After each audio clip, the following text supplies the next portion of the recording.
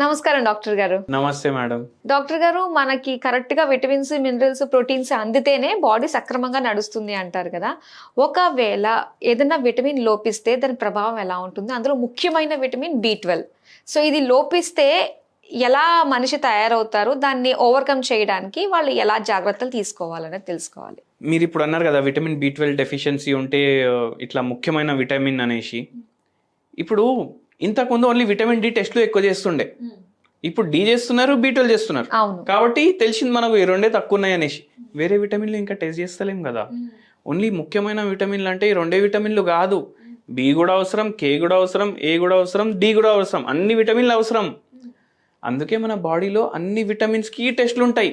మనవి ఇవి రెండే చేపిస్తాం. కానీ మెయిన్ ఈ రెండే ఫోకస్ చేస్తూ ఉంటారు. అందుకే రెండు విషయాలు బయటపడుతున్నాయి. లేకపోతే చాలా మందికి అన్ని విటమిన్లు డెఫిషియన్సీ ఉంటాయి. ఓకే. ఎందుకు ఉంటాయి? ఇప్పుడు చూడండి, మనము ఇంతకుముందు ఫర్ ఎగ్జాంపుల్ ఇప్పుడు మనం పిండి చేసుకుంటుండే కదా, ఇంట్లోనే చేసుకుంటుండే. గోధుమ పిండి కావాలంటే ఇంట్లోనే తయారు చేసుకుంటుండే. ఇప్పుడు ఏం చేస్తాం? మార్కెట్కి పోతాం, ఏ ప్యాకింగ్ బాగుంటుంది, ఏది ఎక్కువ డిస్కౌంట్లో ఉంటుంది అదే తీసుకొస్తాం. అవును. అవునా కాదా? ఇప్పుడు ఒకసారి ఆలోచించండి. మనం బంగారం కొనడానికి పోయినాం, నగలు కొనడానికి పోయినాం. అప్పుడు కూడా ఏ డిస్కౌంట్ దుకాణంలో ఎక్కువ ఉంటే ఆ దుకాణానికి పోయి తీసుకుంటాం కదా. కానీ లాజికల్గా ఆలోచించి చూడండి, మనకు ఎవరైనా బంగారం డిస్కౌంట్లో ఎందుకు ఇస్తాడు? మనకు 22 క్యారెట్ అని చెప్పేసి 18 క్యారెట్ కూడా ఇచ్చేసేయచ్చు కదా. అరే డిస్కౌంట్ వస్తుంది అనేసి మనం తీసుకుంటాం. సో బంగారం ఎవరు డిస్కౌంట్లో ఇయ్యడు. అట్లాంటప్పుడు పిండి ఎవరైనా డిస్కౌంట్కి ఎందుకు ఇస్తాడు? అవునా కాదా? డిస్కౌంట్కి ఇస్తుండంటే దాంట్లో ఏదో కల్తీ అన్నా ఉండాలి, లేదంటే అది ఎప్పుడు ప్రొక్యూర్ చేసిండు, ఏ జమానాలో తయారు చేసిండు, మళ్ళీ ఏమైనా రీప్యాకింగ్ చేసిండా మనకు ఎట్లా తెలుస్తుంది? తెలియదు.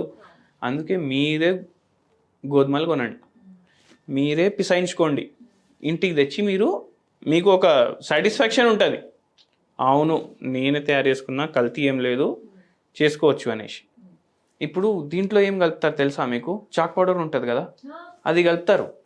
ఎంత కల్తీ అసలు. సో అట్లా మనం రెడీమేడ్ కన్నా మనమే తయారు చేసుకోవాలి. మళ్ళీ ఇంకోటి ఏంటంటే, మన ఫుడ్ మారుతుంది టైం తోటి. ఎట్లా మారుతుంది? ఇంతకుముందు రైస్ ఉంటుండే కదా, అన్పాలిష్డ్ రైస్ తింటుండే జనాలు. ఇప్పుడు పాలిష్, డబల్ పాలిష్ అంటే రైస్ ఇట్లా వైట్ కనిపించాలి, డైమండ్ లాగా కనిపించాలి, అయితే మనం కొంటాం. సో ఇంత ప్రాసెసింగ్ అంటారు దాన్ని, ఫుడ్ ప్రాసెసింగ్ అంటారు. ప్రాసెస్డ్ ఫుడ్లు తినొద్దు అనేసి అంటారు కదా. వేరే డాక్టర్లు వేరే వీడియోల్లో కూడా చెప్పుంటారు. ప్రాసెస్డ్ ఫుడ్ అంటే ఏంది? ఒక ఫుడ్ని వేరే రూపంలాగా మార్చేసి అమ్ముడు.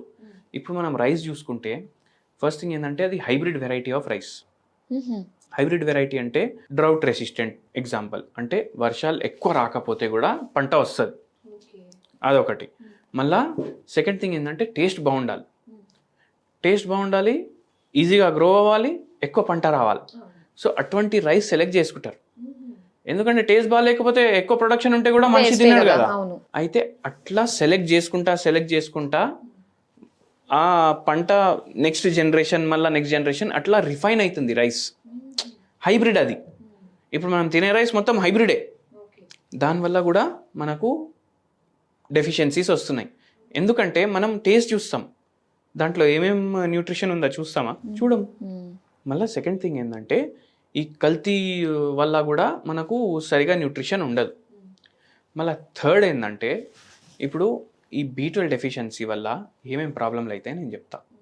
ఇప్పుడు చాలామందికి, ఇప్పుడు ఒక 10 లేడీస్ ఉన్నారనుకోండి, ఒక కిట్టి పార్టీ ఉందనుకోండి, ఆ కిట్టి పార్టీలో ఒక 10 మెంబర్స్ ఉంటారు కదా, చిట్టి చేసుకుంటారు, లంచ్ చేస్తారు, అది చేస్తారు, ఇది చేస్తారు, పార్టీ చేసుకుంటారు. వాళ్ళందరికీ తీసుకొని హిమోగ్లోబిన్ టెస్ట్ చేపియండి. 10 మంది ఉన్నారనుకోండి ఆ గ్రూప్లో, 7 మెంబర్స్కి అనీమియా వస్తుంది.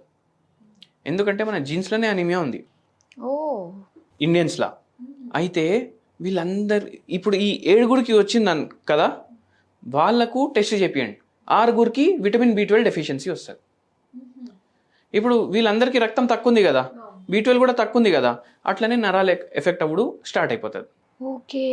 సో కొద్దిసేపు నడవంగానే ఆయాసం రావడం, మళ్ళీ ఫేస్ పేల్గా అనిపించడం, గ్లో ఉండదు ఫేస్ మీద, ఒక కళ ఉంటుంది కదా ఫేస్ మీద చూస్తే, అది ఉండదు, పేల్గా అనిపిస్తారు. చేతులు ఏమో రెడ్ కనిపించవు, మొత్తం పేల్ వైట్ కనిపిస్తాయి, ఆఫ్ వైట్ కనిపిస్తాయి చేతులు.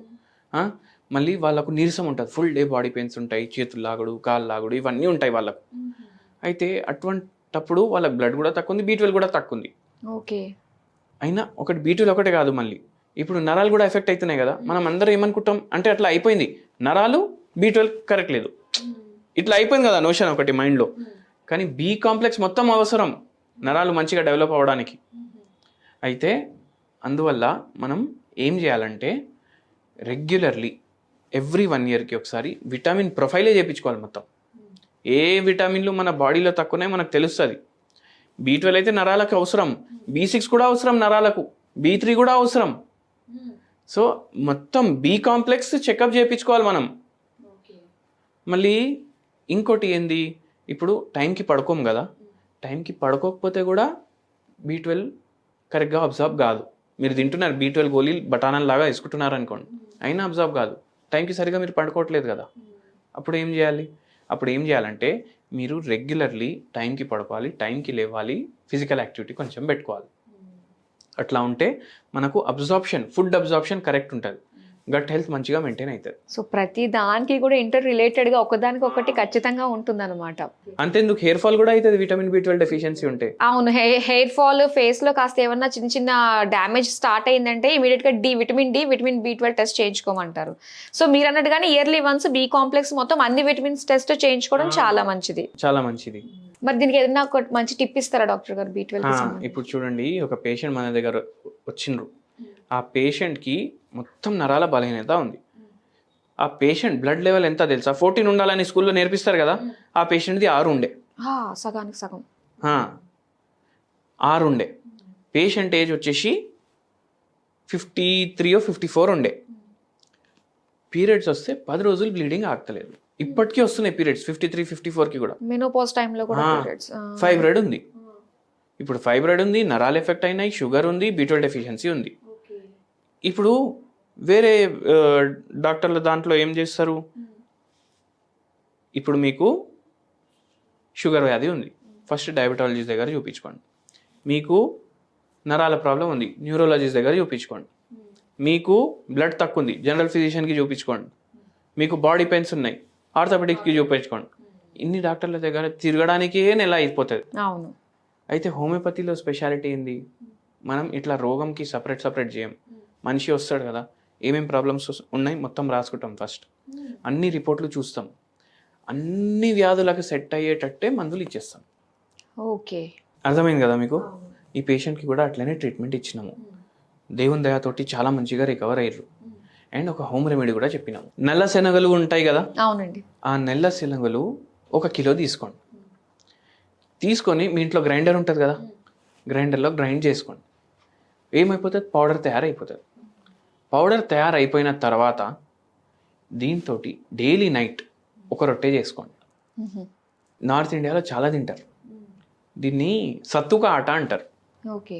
ఈ నల్ల శనగల్ని పౌడర్ చేసి మీరు డైలీ నైట్ ఎట్లా తయారు చేయాలంటే రొట్టె, జొన్న రొట్టె ఎట్లా తయారు చేస్తాం, ఇట్లా టప కొట్టి అట్లా తయారు చేయాలి. మీరే తయారు చేసుకోవాలి. ఓకే. ఇప్పుడు మీరే ఎందుకు తయారు చేసుకోవాలి, మొత్తం చేతులు లాగుడు, బాడీ పెయిన్స్ ఉన్నాయి కదా, ఫిజియోథెరపీ దగ్గర పోమంటారు. ఫిజియోథెరపీ దగ్గర పోతే అక్కడ కూడా ఎక్సర్సైజ్ చేస్తారు కదా. ఇట్లా మీరు బండ మీద రాయి మీద కొడితే మీ చేతులకి కూడా ఎక్సర్సైజ్ అవుతుందా కదా. ఇక్కడ నరాలు డ్యామేజ్ అయినవి అవి కూడా రికవరీ అయ్యే ఛాన్స్ ఉంటుంది. అందుకే మీరే తయారు చేసుకోవాలి. మీరే తయారు చేసుకొని అది ఆవు నెయ్యి వేసి కుకింగ్ చేయాలి. కొంచెం నూనె పెడతాం ఇప్పుడు చపాతీ మీద, నూనె పెట్టకండి, మీరు ఆవు నెయ్యి వాడండి. తయారు చేసుకొని దాన్ని డైలీ మీరు సల్లచారుతో తినండి. ఓకే. సల్లచారుతో తింటే ఏమవుతుందంటే, సల్లచారులో పెరుగేస్తారు. ఓకే, అంటే మజ్జిగ చారు అంటారు. మేము మా సైడ్ మజ్జిగ చారు అంటాం. మజ్జిగ చారు ఉంటుంది కదా, అది తీసుకోండి. దాంట్లో విటమిన్ B12 ఉంటుంది. దాంతో తినండి డైలీ నైట్. మీ డిన్నర్ ఇదే. లేదు ఇప్పుడు మజ్జిగ చారు డైలీ ఎవరు తింటారు, మీరు డైలీ తినమంటే మేము డైలీ అదే తింటామా అంటే, ఒక పని చేయండి. విటమిన్ B12 రిచ్ సోర్సెస్ ఏమేమి ఉంటాయి, mutton, chicken, fish, non veg ఇవి ఉంటాయి. దాంతోపాటు పాలు, పెరుగు ఇవన్నీ ఉంటాయి. మీరు ఒక పని చేయండి, ఫస్ట్ డే సలచారుతో తినండి. సెకండ్ డే పనీర్ ఉంటుంది కదా, డ్రై రోస్ట్ చేసుకోండి. దాని మీద కొంచెం మిరియాల పౌడర్ వేయండి, కొంచెం ఉప్పు వేయండి, దాంతో తినండి. థర్డ్ డే ఏమో పెరుగుతో తినండి. ఫోర్త్ డే ఏమో మటన్, చికెన్ తింటే ఏమవుతుంది, షుగర్ వ్యాధి మళ్ళీ పెరుగుతుంది. బీపీ వ్యాధి పెరుగుతుంది. ఫిష్ ఉంటుంది కదా, ఫిష్ది పులుసు చేసుకోండి, దాంతో తినండి. ఫ్రై చేయొద్దు, డీప్ ఫ్రై కావాలి మనకు అన్నీ, అట్లా చేయొద్దు. ఫిష్నే పులుసులాగా చేసుకొని అది తినండి, దాంట్లో కూడా ఉంటాయి విటమిన్స్. సో ఇట్లా వేరే వేరే దాంతో మీరు ఇది తినండి డైలీ. ఎందుకు? ఏదైతే నల్ల శనగపప్పు ఉంటుంది కదా, rich source of vitamin B6. ఓహో, ఓకే. వేరే బి కాంప్లెక్స్ విటమిన్స్ కూడా ఉంటాయి, కానీ B12 ఉండదు. B12 దేంట్లోకి వెళ్ళి వస్తాయి? ఈ మిల్క్ ప్రోడక్ట్స్కి వెళ్ళి, నాన్ వెజిటేరియన్ ఐటమ్స్కి వెళ్ళి వస్తుంది. అలా కాంబినేషన్ చేస్తున్నాం మనం. సో అట్లా మనకు బిల్డప్ అవుతుంది మెల్లగా. అండ్ మెయిన్ ప్రాబ్లం ఏమవుతుందంటే, ఇప్పుడు చాలామంది ఏం చేస్తారు, ఇట్లా ప్రాబ్లం ఉండగానే ఇంజక్షన్లన్నా తీసుకుంటారు, టాబ్లెట్లన్నా వేసుకుంటారు. ఆ గమీజ్ వస్తున్నాయి ఇప్పుడు. అలాగే ఇయర్లీ వన్స్ ఒకసారి షార్ట్ వేయించుకుంటే సరిపోతుంది అని చెప్పేసి కూడా ఇట్లా ఇప్పుడు వారం మొత్తం ఫుడ్ ఒకటేసారి తింటే వారం తినకుండా ఉండొచ్చా మనం? లేదు కదా. అయితే అప్పుడు ఏమవుతుందంటే వాళ్ళకు ఇట్లా సప్లిమెంట్లు వాడడం వల్ల, షార్ట్స్ వేసుకోవడం వల్ల విటమిన్ B12 సడన్గా చాలా పెరుగుతుంది.